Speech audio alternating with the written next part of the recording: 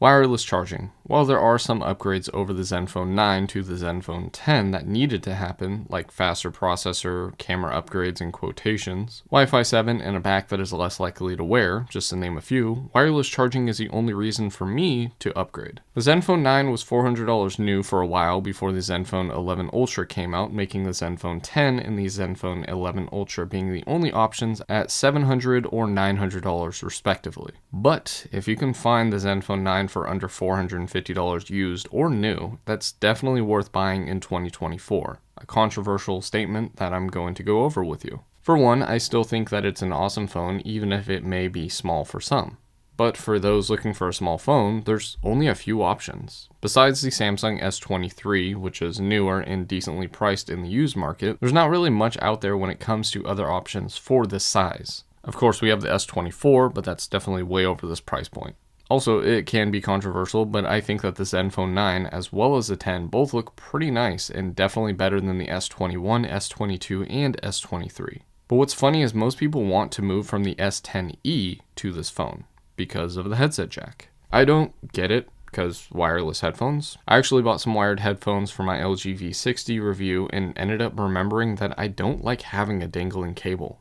Though this phone is small, it's actually not dramatically small, being around the same size as a normal or Pro iPhone from the 12 and newer, so it's kind of strange to call it a compact phone when iPhone minis still exist. This is after all a 5.9-inch 1080p OLED panel that comes with 120Hz refresh rate, which is small, but also fast. It's fairly bright too, but mainly when you need it to be. Outside of that, normal indoor usage is perfectly bright for me. The S23 and iPhone normal size phones are all 6.1-inch screens, which is good for those that want a small phone with a big screen, but for those wanting small all around, this works better. But yes, if you're thinking an iPhone would be better for you, then go for an iPhone. I'd recommend Pro models of the 13 and newer. But if you can't stand iPhones, let's continue.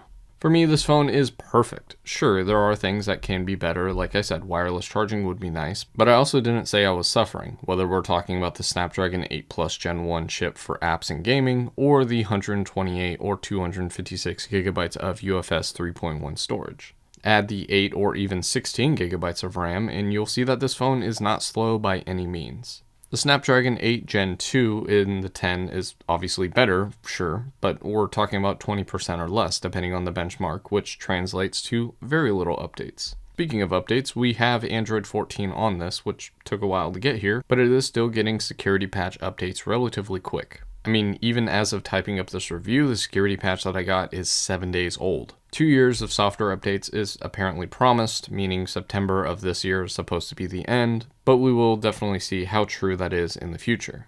To put this in perspective, the Zenfone 8 got periodic security patches for 2 years and 6 months, which is somewhat on par with phones carrying the same specs.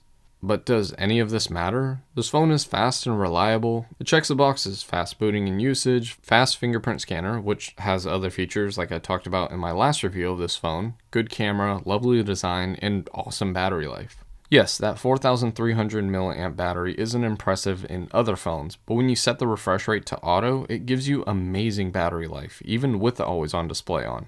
Charging is fine, rated at 30 watts, but generally you'll get about 18 watts, which is okay and gives you about 1 to 2% per minute. As for network connectivity, it's fine for me on T-Mobile, but other carriers might run into some issues. The last update I did actually mentions AT&T stability, but as far as I know, this phone won't say 5G on here, even though mine has the 5G band. There's a way to check, but ultimately, if you're in the US, you want to buy the C version of this phone. Now, the issue I have that most people probably won't is USB-C 2.0 data speeds this phone gets for computer transfers. It's just slow, but also very annoying when companies cheap out on simple things like this, just like what Apple did with the iPhone 15 and 15 Plus. But when you use this phone, it's amazing. Media consumption looks and sounds good thanks to that earpiece and bottom speaker adding up to quality stereo speakers. And again, you have the option of Bluetooth or headphones when you don't want other people to hear what you're listening to. One thing that makes this phone different is the amount of customization that you get in the settings, which sure, some might be gimmicks, but there are quality of life changes that can make your phone into yours. Some that I like and some that I don't. Kind of like getting into the phone, which allows for face unlock and the fingerprint scanner, something that makes sense unless you are a Pixel 5 or 6 series owner. And of course we have the cameras, but I'm going to rely on my previous view for the deep dive of that. But I'll tell you what you need to know. For one, the front camera is basic but good. At 12 megapixels, it's a standard camera, but it is focusable, meaning shots can actually look a little bit better than normal phones. It allows for 4K at 30 frames per second, a strange one for sure, but hey, at least it focuses. That said, it does seem to soften the face a lot, even with those features turned off. The 4K lacking 60 frames per second is fine, but a random omission for sure. The rear cameras are 3-in-1.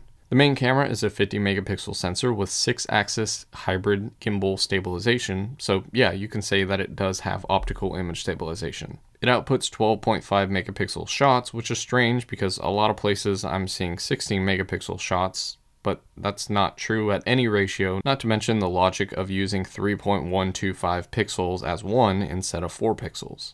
As for the 2x button you see right here, I would say that it is a sensor crop on the 50 megapixel sensor to make that 12.5 megapixel shot, meaning that you get 4 cameras in 2, but I'm not 100% sure on that and I can't find any official post about it. Regardless, you're seeing the shots that it produces, which are good and almost pixel-esque.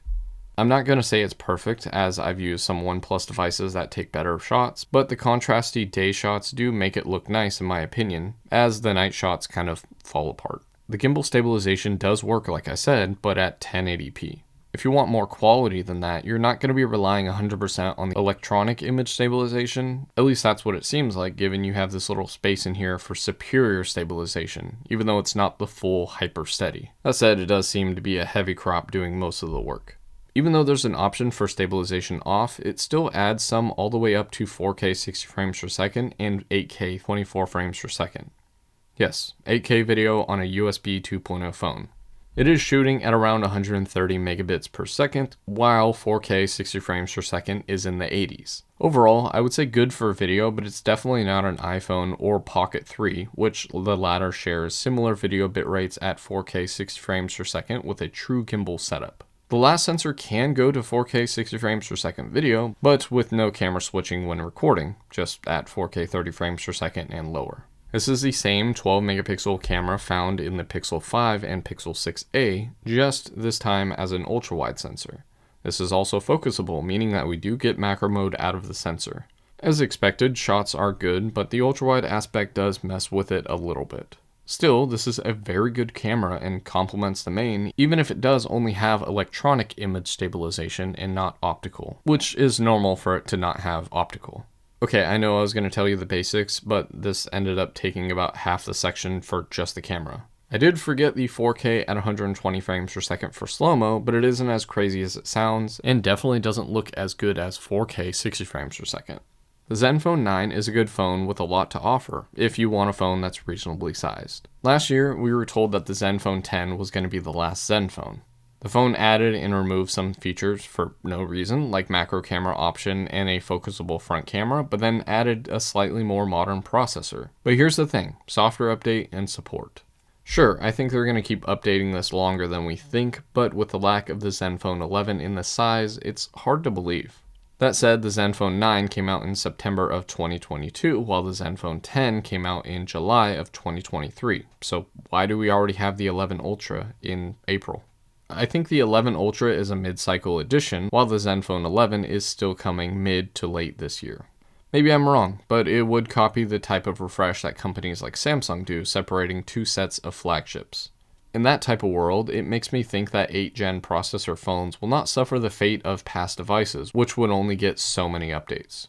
But that also seems to be the issue with this phone. Everything on this phone holds its own, with people calling this the battery champ for how good the battery is in this size.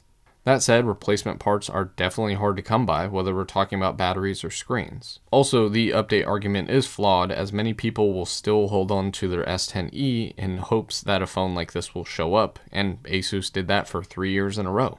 Another aspect is software modding, which Asus apparently makes it almost impossible to unlock the bootloader. This means that custom ROMs may not be a viable option for this phone, which is dumb to me.